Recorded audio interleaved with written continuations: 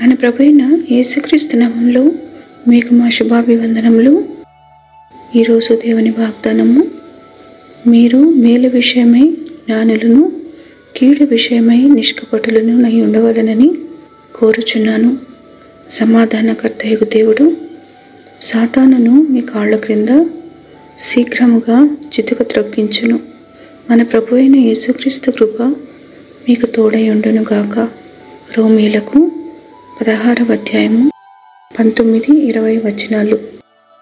Be wise in what is good and innocent in what is evil.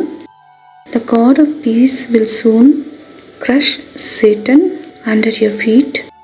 The grace of our Lord Jesus be with you. Romans chapter 16 verses 19 and 20.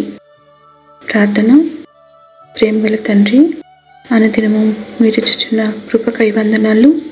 ఆపత్కాలములో మా సహాయకుడవై మమ్మల్ని ఆదుకుంటూ ఆదరిస్తున్నందుకై, మా ప్రాణములకు నెమ్మదినిచ్చి ధైర్యమిస్తున్నందుకై వందనాలు. కృంగిన వారిని లేవనెత్తి మీ సమాధానము వారి హృదయములలో నింపుమని, సాతానుని ప్రతి శోధనలో జయమిచ్చి నడుపుమని యేసు నామములో వేడుచున్నాము తండ్రి. Amen. Have a blessed day. God bless you.